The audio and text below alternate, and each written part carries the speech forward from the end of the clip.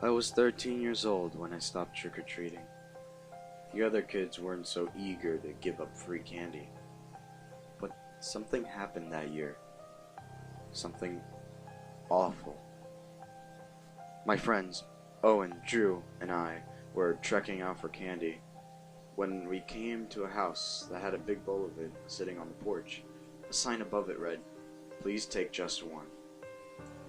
We joked about swiping it all, but Owen and Drew only took a few each, enough to make them feel like badass kids. I'd always been afraid to take more than one because I was intimidated by authority. Sure, it was just a sign, and it usually meant that the owner of the house wasn't home. But I was a timid kid, who always did what he was told. Owen and Drew explained how that house did the same thing every year, and that people rarely saw the guy who lived there. They dared me to do what they were too chicken to, so I decided to see what it felt like to do something naughty. We looked around to make sure no one was watching, and I poured the contents of the bowl into my bag. The three of us ran down the street laughing and shoving each other.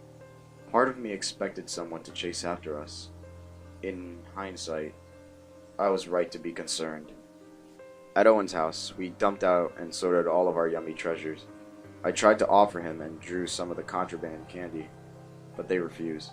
I remember Owen saying, "That's all you, dude," and Drew shouting, "I don't want your tainted treats." Granted, they weren't entirely serious, but I was annoyed that they weren't sharing in the responsibility, enough to go home instead of sleeping over.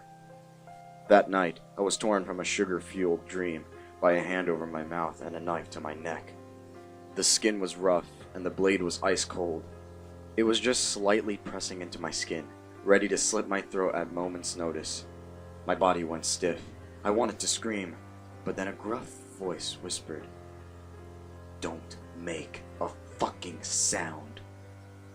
At first, I didn't realize what was happening. Were we being burglarized? Then I got my answer. "Can't you read, you little shit?" The sign said, "Just one.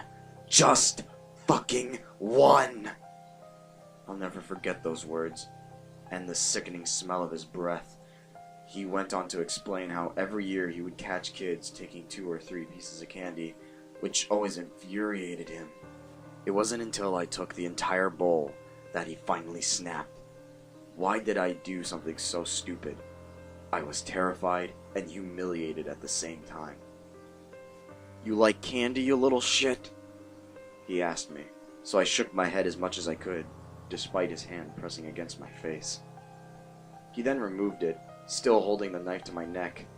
He proceeded to shove unwrapped candy into my mouth. I tried not to inhale, but I couldn't help it. I could feel things pushing against the back of my throat as I whimpered and drooled. I started to gag, but he put his hand back over my mouth so I wouldn't cough anything up. I truly believed I was going to die, and I feared for my friends as well. My short life flashed quickly before my eyes.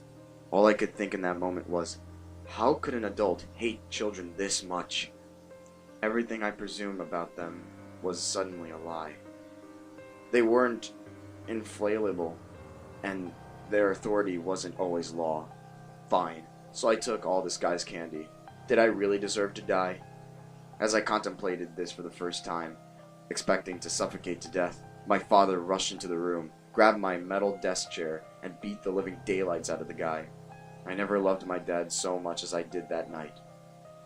I'm an adult now, and I live alone in a nice house on a quiet street with lots of kids. Every Halloween, I leave a basket on my front stoop full of candy with a sign that reads, "Take as many as you want."